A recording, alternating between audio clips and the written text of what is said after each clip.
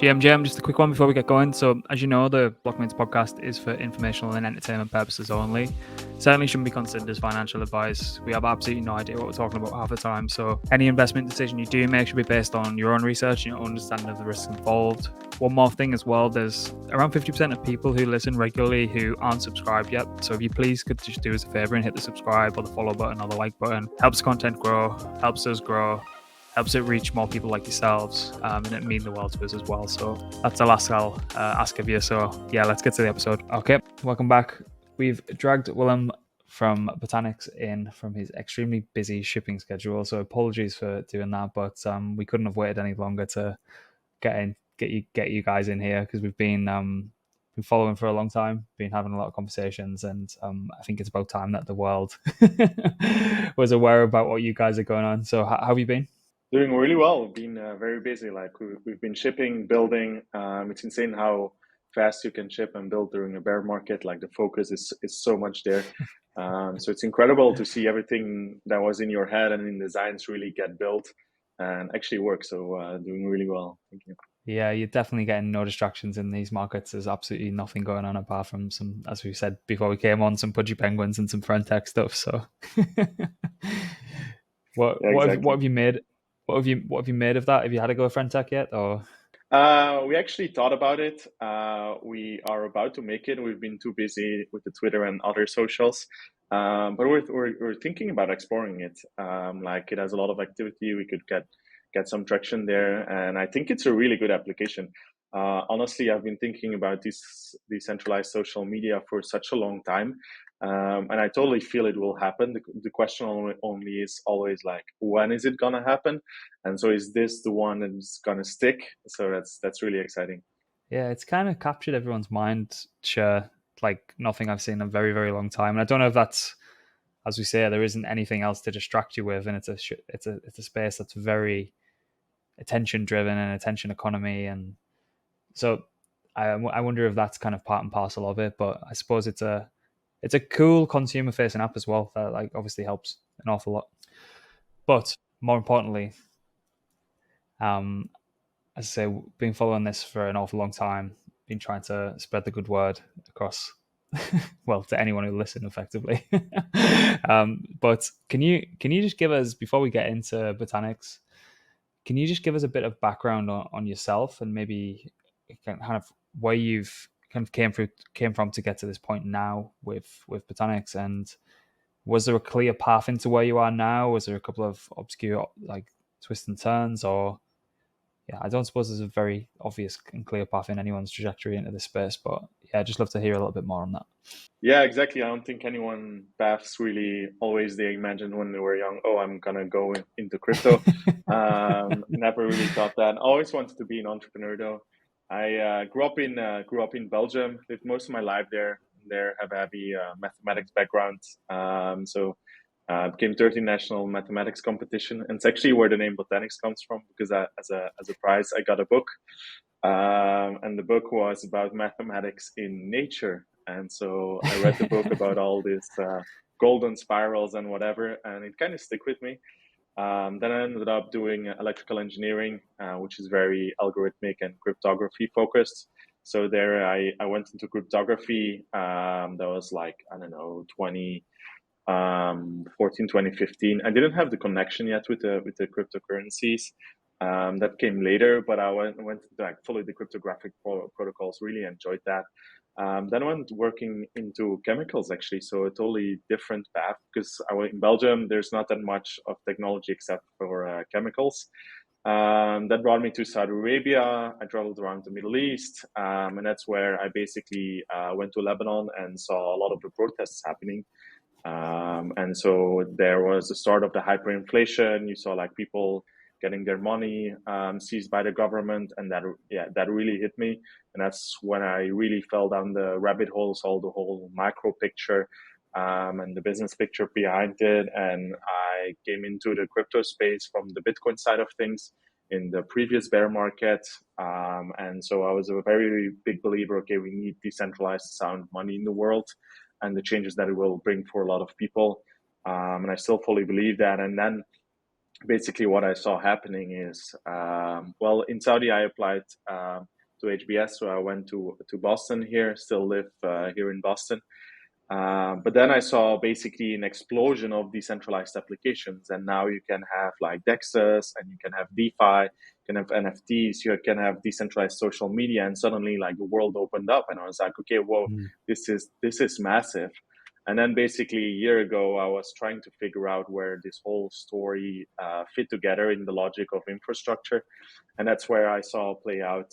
And that's a short intro into Botanix, where I saw play out that the whole world is going to be powered by the EVM. Everything is running on the EVM. So many applications can be built on there. So much is built on there in terms of tools and libraries. And at the same time, there's this paradox because Bitcoin is still the biggest market cap and is really the decentralized style money that the world needs. Like nothing, they cannot come to an agreement of any improvements whatsoever. So it's really actually decentralized, but it has almost no applications on top of it. So I was like, okay, let's build an EVM on top of Bitcoin.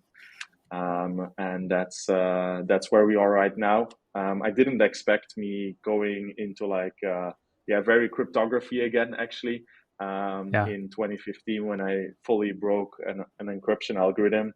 I was like, okay, I'm not going to do a PhD in going into chemicals. The story or the chapter of cryptography, that book is close to my life, but here it is again, fully opened up all the way back into cryptography. That's amazing.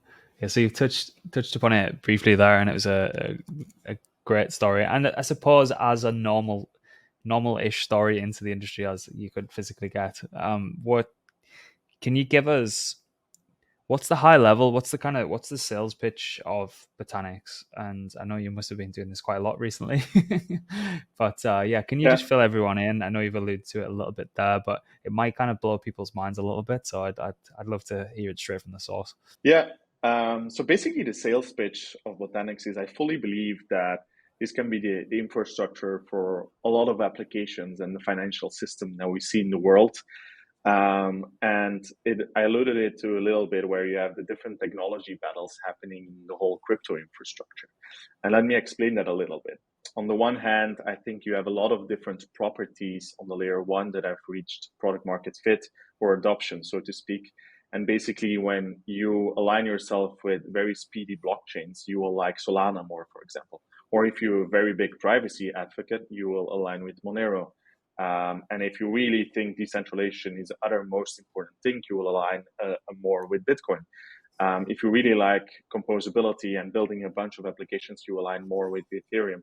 And so everyone has this first principle or aligns more with something else or with some of these properties. And out of these, I think for the layer one and the currency, the most important one is really the decentralization here. We don't want anyone to print more money and create hyperinflation in the world or seize people's bank accounts. And so that brought me to Bitcoin. But then there's a huge different technology battle happening, and that's what I call the virtual machine battle.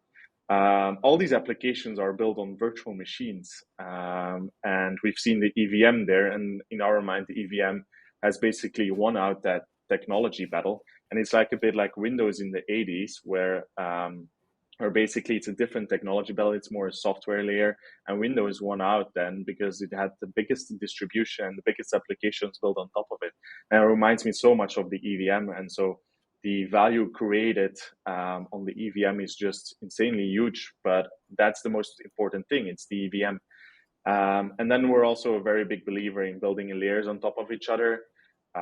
So basically, a lot of hacks have been happening on bridges, and so building in layers on top of each other is generally more secure. And so bringing the three winning technology bells together, you bring an EVM on top of Bitcoin, and in a summary, that basically brings the biggest capital pool to the biggest applications pool. Now suddenly you can have all these applications reaching that capital, and all that capital be available for a huge amount of applications. I think you kind of answered my next question in that because there's so much like shiny objects, and I can imagine with like yourself who's just constantly like looking around in this space and seeing a lot of kind of opportunities and seeing inefficiencies and things like that. What was it about this particular problem that you kind of made it stick? Because if there was a million ideas, I'm pretty sure there might have been a couple other things that you wanted to pursue. Like, what was it particularly about this problem? Because it's not the easiest to crack. You could have just spun up a new optimistic roll up and try to play that whole game. But what was it about this kind of particular problem? So it's actually funny. A year ago, or a year and I guess a few months ago, I actually had a list of different ideas that I wanted to work on. I was like, okay, I need to help this space forward with the powers that I have. And I listed all of them up. So I had a bunch of energy background. So I was like, okay, maybe I should go into Bitcoin mining. Maybe I should build a new type of roll up on Ethereum. Maybe I had the idea of like restaking as well. That we've seen play out now. I had other ideas like a Lightning payments terminal that could connect with like Solana payments, Bitcoin Lightning, and a few others to make it very easy plug and play for basically any stores or merchants. And out of all the ideas, I basically structured them, and I was like, okay, which I think will have a massive impact in the world, which one can I actually solve? And that goes back to my cryptography background. I was like, okay, I can really leverage that in this problem here. And I lined them all up. And this was the one where I was really excited. Like, this can really power and make a massive difference for a huge amount of people in the world. I have the cryptography background. I can probably have a stab at solving these. I was in the Boston area here with MIT Bitcoin Club and a huge amount of the experts in the cryptography and the Bitcoin world. And so I was like, okay, let's have a stab at it. And at that moment, it's very scary and uncertain, actually, because you have no clue if you're ever going to be able to solve it. And if it works, then I guess you just have to like try it out and see what happens. But yeah, I solved it. Which problem am I going to work on in a very structured way?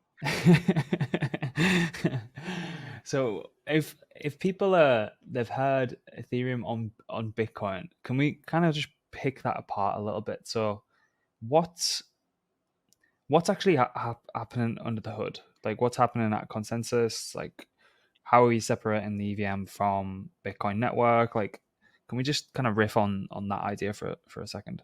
Yeah.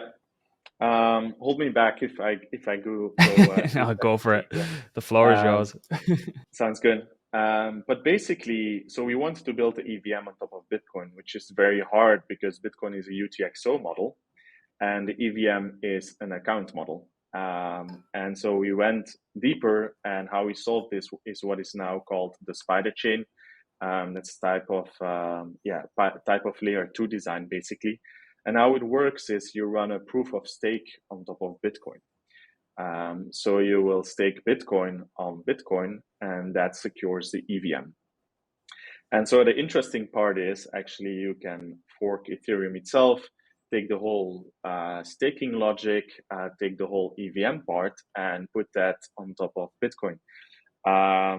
And so the Spiderchain secures itself by the proof of stake. And it's actually very interesting because if you look at all the theories of a proof of stake on a layer 1 versus the proof of stake on a layer 2, they are totally different. So Ethereum has this Casper algorithm, Ouroboros has this checkpointing and epoch system. And so having finality becomes like a hard problem. You introduce the long range attack, how do you generate a random number? And all of these problems are actually solved if you build it on top of a proof of work. And so suddenly you see that a proof of stake on a second layer is way more secure than on a base layer. And then there's the biggest problem to solve, and I call that centralized multisigs. All the rollups in the world, a lot of the projects actually typically have a 3 out of 5 multisig or a 7 out of 9 multisig, and that's one of the biggest issues I think in the crypto world. Now anyone can steal all the ETH or all the Bitcoin, and so there wasn't really a problem to solve that. And that's where the Spiderchain is very unique, because we found a way to decentralize the multisigs.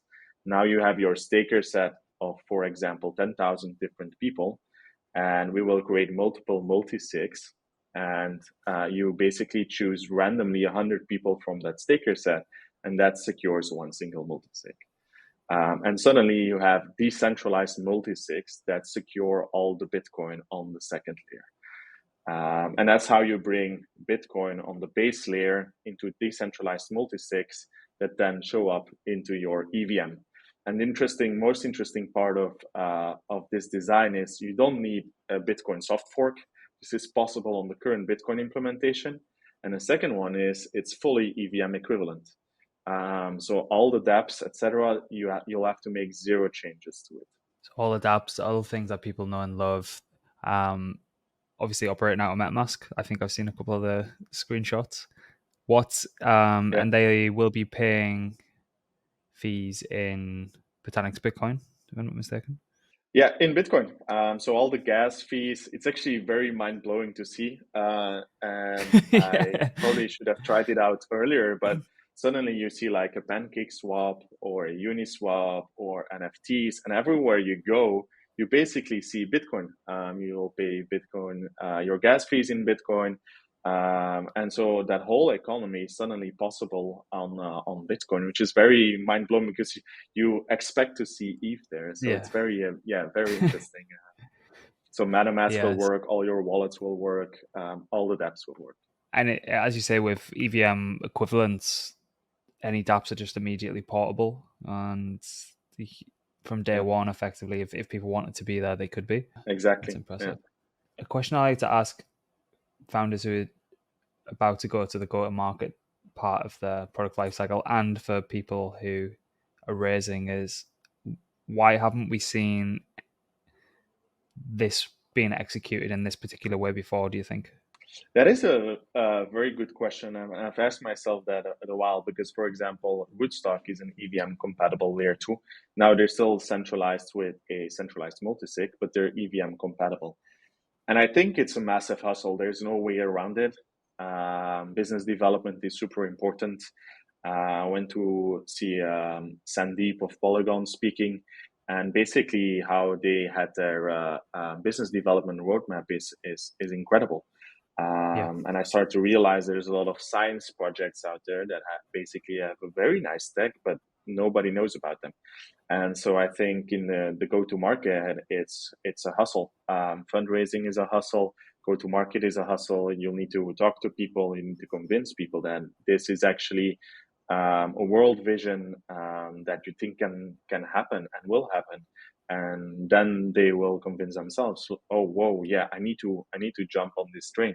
And so there's no way around it, around the hustling, so to speak. So I think in the go-to-market, we'll basically have to talk to a lot of different projects, do hackathons, create something of value that actually customers want. Because in theory, we are a two-sided marketplace. We are exactly like an Uber. We have the end users and we have the drivers, which in our case is the applications. And so if you have no users and no applications, you're just an unused infrastructure layer. You cannot have a lot of users if there's no applications. You can build a lot of applications yourself, but there's no users. And so you'll have to have some kind of application that users will like. And we've seen that play out with FriendTech. So FriendTech is a massive, basically blew up as an application. So that brings a lot of users to Base, which is, of course, the infrastructure layer. And so there's no way around it to kind of find an application that creates a lot of traction and basically brings a lot of users to your platform. And once a lot of users are on your platform, they will see like, whoa, like this is so easy, so mind-blowing. Then that will create more developers to create new applications, which will bring in new users. And so you can start this ecosystem.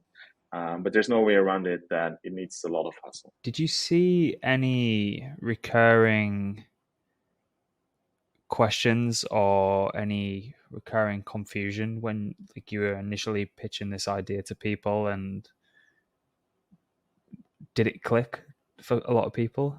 Because it seems like it's like, I think it's an amazing product. Like I absolutely love the idea of it. And I was just like, why haven't I seen this before? And like ordinals kind of piqued a lot of people's interest of what could potentially be possible at the most basic Yeah. level. But yeah, was there a lot of confused people when you were initially pitching it, or? Yeah, in my mind, it's also no, absolutely. In my mind, it's also very obvious, because you bring the biggest applications to the biggest capital. But I realize that's not the case, and it's going to be an uphill battle, because a lot of people are really entrenched in their beliefs. I think you need people who've been around a long time in the space that see the value of Bitcoin and see the value of the EVM. A lot of people only see value in one of the two. So basically, a lot of Bitcoin maxis, they, for example, don't believe in the EVM. So they don't see any of the value that's created on the EVM side. And then people who only believe in Ethereum, that think Bitcoin will go to zero, also don't see any value in building on Bitcoin. And so you need to have seen both of the worlds. And I always believe that the ideal target customer is someone who still believes in Bitcoin, has some Bitcoin in him or herself, and then basically uses a lot of the application, basically buys as NFTs, does trading, and sees the value on both sides. And I think those are the people that basically see the value of this product.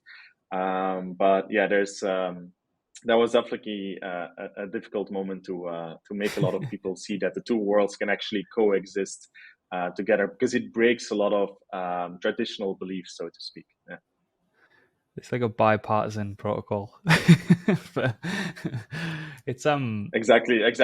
do you think the majority of people reside in that middle though? And do you think it's like the people who shout the loudest are at the polar of the extremes? And there is, like myself, I love both aspects of it. So there's a beautiful middle ground there for me personally. And I'm pretty sure the majority of people like that, and you know the ones usually at the fringes tend to shout the loudest about this kind of thing. So have you seen any one side of the camp be interested, or would you kind of back up that there is a kind of large middle ground and big overlap between the two?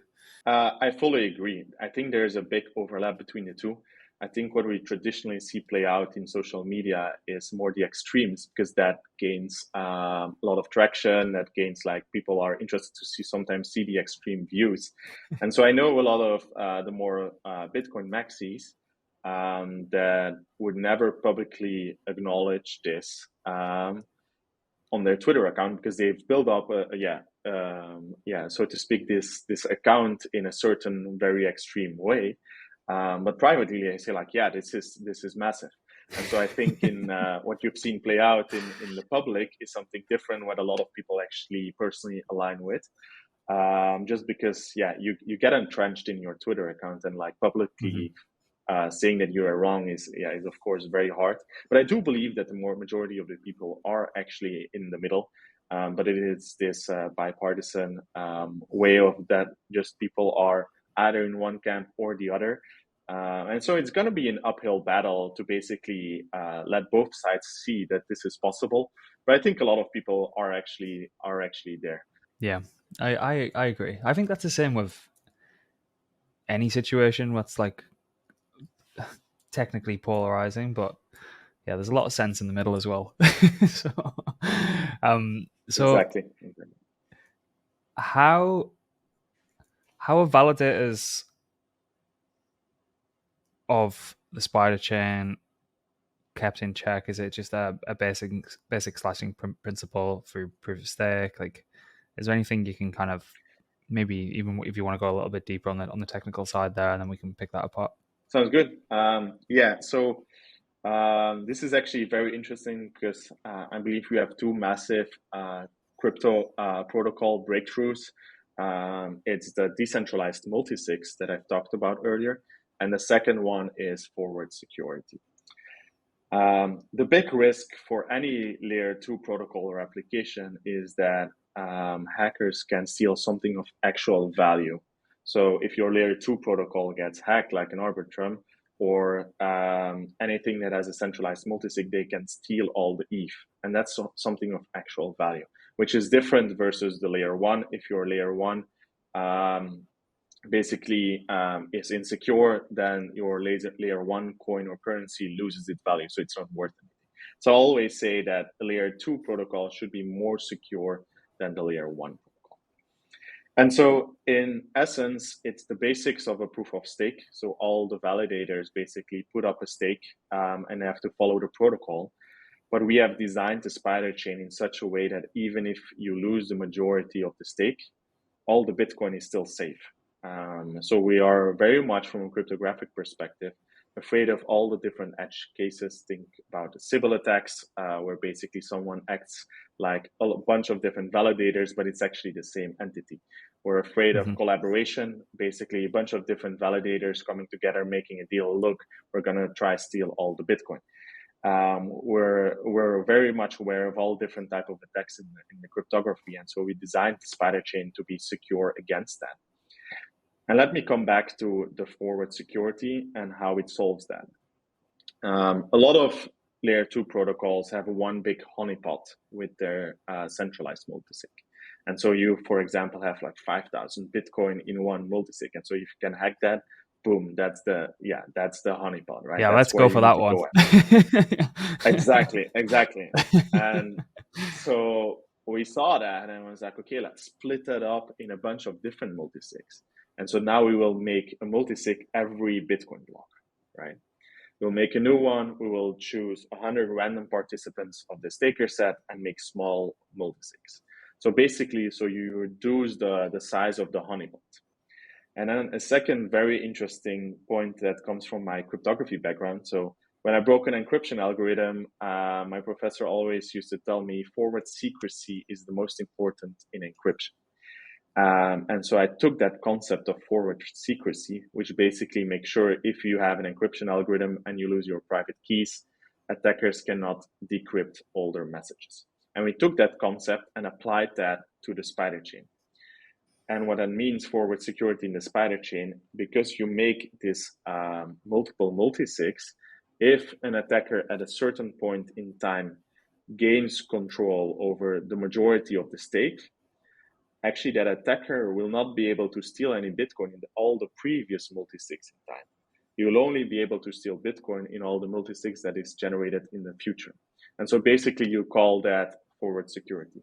And so suddenly, even a majority staker, someone who puts in, I don't know, thousands of 10,000, 50,000 of Bitcoin, risk it all, he has control over exactly 0 Bitcoin. And so that's a massive game changer. Suddenly, any attacker is way less inclined to basically put up and risk a huge amount of stake to steal exactly 0 Bitcoin.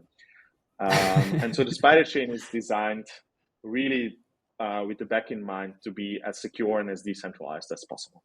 We have decentralized multisigs and we have forward security, which is a big game changer. So it's not just a proof of stake, it's way more than that. Amazing.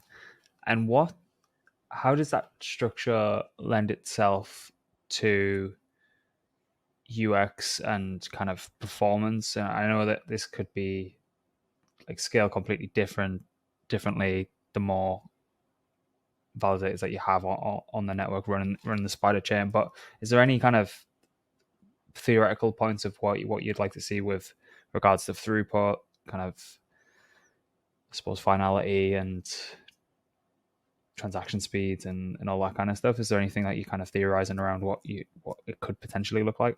Yeah, so I'm a very big believer in user experience and think that's super important. And so we've optimized our peg-in or bridge-in and bridge-out process for that.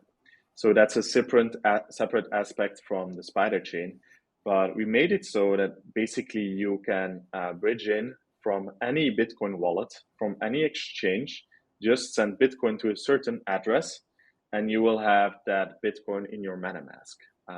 And so that becomes a very easy user experience. So it becomes, you will be able to see your Bitcoin in your MetaMask after 6 confirmations, which is around 60 minutes. And then the peg out from a user perspective is actually very much the same. And it's actually some very neat technology because we use Taproot. We connect your EVM address in a Taproot leaf. which is like a certain design with TypeScript. So we connect your EVM address to the Bitcoin address that we generate specifically for you. And so we know actually when you send Bitcoin to that Bitcoin address, that belongs to your EVM address. And so it's very neat design, optimized for the user experience there. Now for validators, we haven't fully flushed out that design, but we're gonna take the same design principles, and we actually think it's gonna look very much the same as running a full Ethereum node. So it's not gonna be super easy like running a full Ethereum node. Still takes a bit of technology knowledge, and I think that's very fair. I feel like every validator should know what they're doing. But we believe that with liquid staking providers like a Kiln or a Lido for end users, it will become way easier to basically get those Bitcoin staking rewards. And then to answer your question on throughput, basically, since we believe that Bitcoin as a layer one should be able to be run by every person and individual in the world, we believe that the layer two should be able to be run by every company in the world. And so we optimized for a faster speed than Ethereum, not as fast as Solana at all, but we're optimizing for the 2-3 seconds between transactions, which increases basically the block size quicker.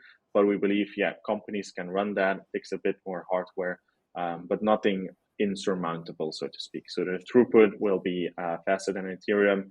The finality will be 10 minutes, basically the Bitcoin blocks, because that's our timer, which is actually a very cool timing, a very cool timer. And so in user experience, 2 seconds, 3 seconds will feel very fast. You'll get, of course, you run a proof of stake, so users will get the finality, but the official finality, of course, where you protect yourself against a long range attack, will come after 10 minutes. So very similar in user experience like Ethereum itself. And the bridging and in and out will feel very similar to Arbitrum. And so those two user experience combined is basically what you will feel on Botanix. And I suppose there might be some people who are in the Bitcoin camp here and wonder how this personally benefits the Bitcoin network. So is there going to be, similar to how you see Arbitrum's like the biggest Ethereum gas guzzler effectively, how will that settlement back to Bitcoin network look, and will that see you guys and Botanix and the whole network being kind of one of the main contributors? Well, I suppose it's a big network, but one of the main contributors to actually generating fees on the Bitcoin network. Yeah, not as much as Arbitrum, because the design is different between the Spiderchain and Optimistic rollup. We will generate fees. Of course, you have the bridging transaction fees, and because of finality, we need to post every Bitcoin block. We need to post a different, basically the root hash of the Merkle tree. So we generate a little bit of fees, but it's not a massive amount. So we'll never amount to, I don't know, the majority of the transaction fees in Bitcoin. Yeah. What would you love to see built over there from an application perspective? Yeah, I think there's a lot of opportunities here. I think I'm a strong believer that anything we've seen product market fit or adoption on Ethereum or Solana will see gain adoption on top of Bitcoin. And I think Ordinals is the case for that. And so I fully believe that DeFi and DEXs and trading will gain product market fit or gain a lot of adoption on Bitcoin. And I think Botanix is the perfect infrastructure layer for that. On the second hand, I think also bridging from Bitcoin to Ethereum will become way easier. Like we still don't have a proper Bitcoin Ethereum bridge, but once you have Botanix, which is a fully EVM, you can make a standard EVM bridge. So suddenly that becomes possible as well. I do think there's still a bunch of applications that we haven't seen yet. And I think having those on Bitcoin makes a lot of sense. I think it's the biggest capital pool. It's the most, it's in the hands of so many different people. And so there's a lot of different options. I think Bitcoin NFTs, think like an OpenSea connected to Botanix.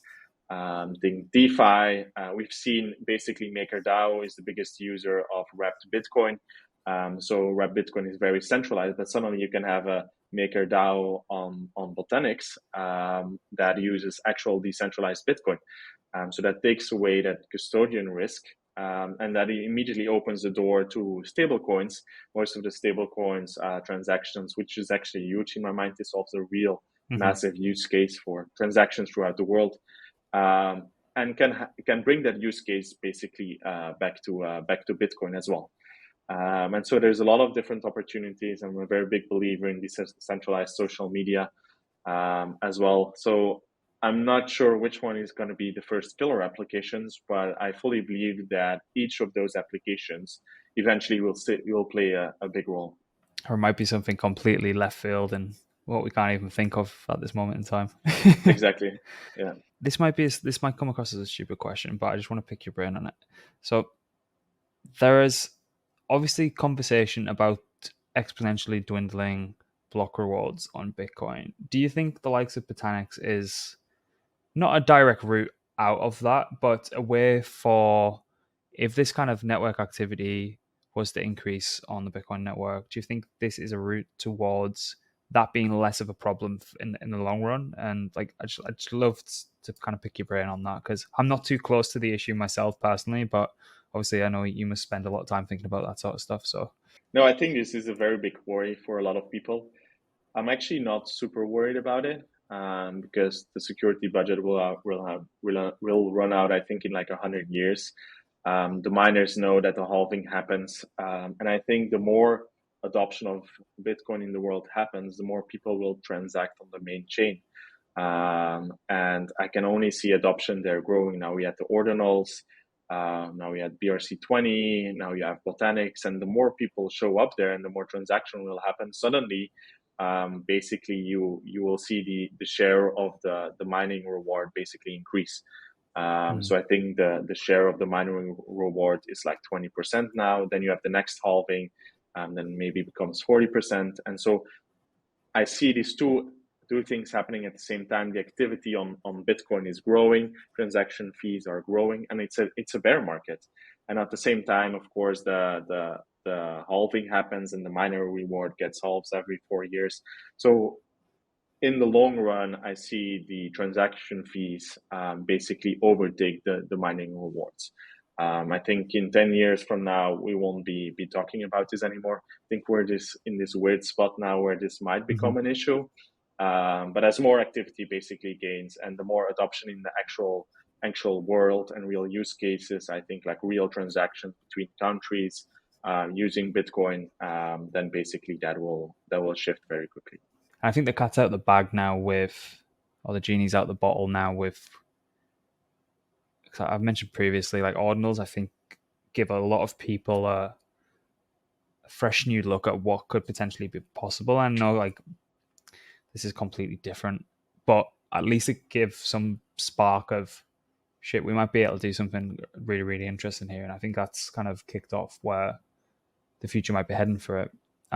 So I've got another question regarding how do you, and have you guys thought about how you safely and securely grow the validator set? And is it a stepwise process? Do you just open up day one and then away you go? Like how? Because I suppose that's a pretty big ask. if you've had any thoughts around that? Yeah, a lot of thoughts. It's actually where most of the thinking goes around, because the protocol on the Spiderchain is very secure once you're bigger enough. But in the initial phases, when you have 1,000 Bitcoin on it, for example, it's very vulnerable to attack. Basically, the attack is very easy. I'm an attacker. I run a Sybil attack, and I run basically 100 nodes myself. We all look different, but we're all the same person. I can take over the majority of the staker set, and just then I have to wait. I try to break the forward security, and I hide myself for the next year or two. I try to kick other orchestrators and validators out of the network, and then basically I steal the Bitcoin. And so initially you're very vulnerable to that. I don't see it playing out, but you don't want to open up the world and immediately like take that risk. And so the bootstrapping process, we will start off with a federation. It's the same model that you basically see with a liquid, but even, for example, Arbitrum has a security council. A lot of the other rollups basically still have their centralized multisig. And so you start with some training wheels. And ideally, one of the partners in the federation that we will have is someone like a Gillen or a liquid staking provider that can basically grow with the network. And so you start off permissioned with actually people you know, so either companies or individuals or big whales that are doxed, so to speak, so that you know that they're not doing a Sybil attack. And then basically you become fully permissionless. And so it's a stage process. You start off gated.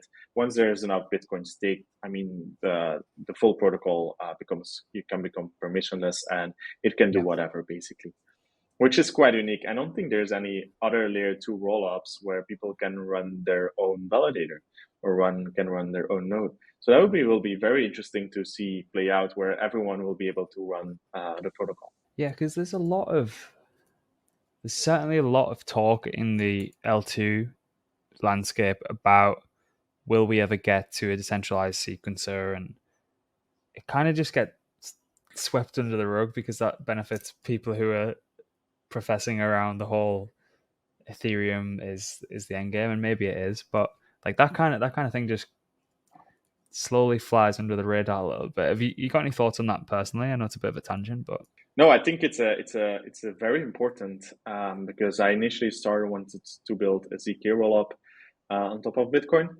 but I started to play out how this would look like in the long term. And the idea always for a rollup is you have this contract, which are now a multisig in hands of a company.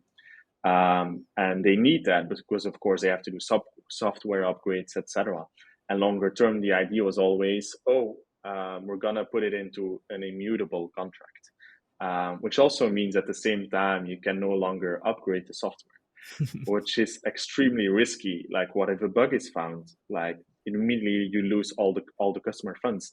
And so is anyone ever going to throw away their admin keys and their multisig keys for a very big program that can have a lot of different software bugs? And do you really trust that that program has 0 bugs for the next 100 years? So you end up in this situation that I think you'll always have some kind of upgradability, and that's the road Arbitrum is actually taking now. So they realized and said that, like, look, we need some upgradability, and we're going to do that with the ARB token holders. So all the different ARB token holders can vote for an upgrade. Now they still have the Security Council, but longer term, you see where this ends up. And so it's some kind of consensus model. And so I realized that, like, you're never going to be able to fully decentralize that without having some kind of consensus. And so I went from that, realizing that, to realizing, okay, why not go all the way and build a full consensus protocol and build a proof of stake? So I think decentralizing the multisigs and the admin keys, because I don't believe they're ever going to throw away the admin keys. So decentralizing the sequencers, it's a lot of long-term problems where I don't immediately see a solution to. And we're totally different in that. Like, anyone will probably be able to run a full validator node within the next year.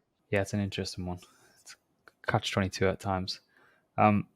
One more question in that whole Ethereum development landscape. What's your thoughts on Eigen? Yeah, I really like that. So I think we resemble Eigen quite a little bit because they restake to secure something else.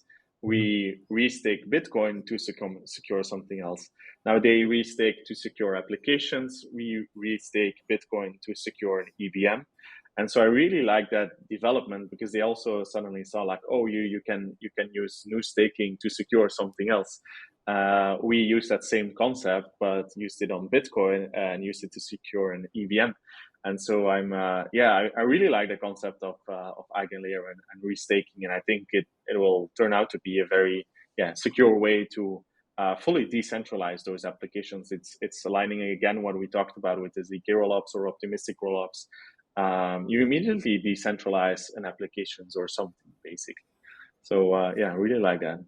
Yeah, you must have been kind of watching that happily from a distance and thinking there's some passive validation around the whole idea of the whole restaking model, even as you say in a slightly different format. But yeah, it's pretty cool. I've spoke to like 6 projects this week for building something in or around restaking and eigenlayer and stuff like that. So I think it's going to be like a huge industry. I don't think there's just going to be one eigenlayer, and usually the first the market does really, really well. But like as I said, that some of these wacky ideas that I've seen come across the deck on the desk is this. It's been kind of crazy, but good position to be in for you, like yourselves.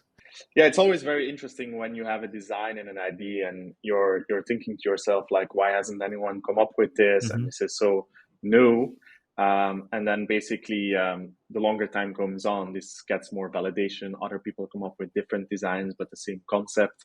And so 2 weeks ago, we had Jameson Lopp, which is a very big known KOL or influencer in the space, dig really deep into the Spiderchain and basically said like, there's still some details to figure out, but the whole protocol basically works.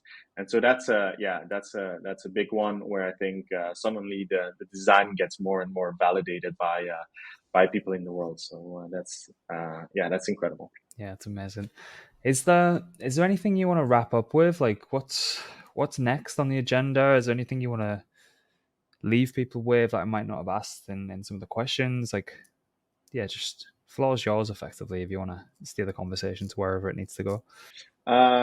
Basically, I think if you're listening to this and you align a lot with the vision, I think a question I would always ask myself is, okay, where is this whole space going to go to?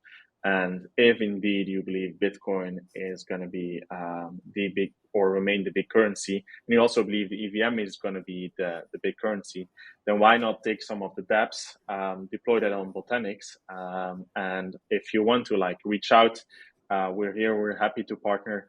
And then last thoughts that I had.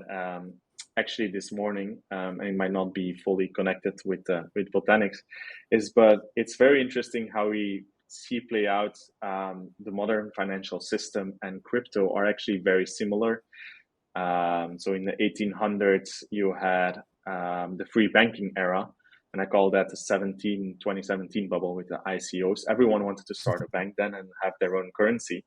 And then I think the last bull run, we've seen way more like meme coins and basically a lot more tokens and companies exist.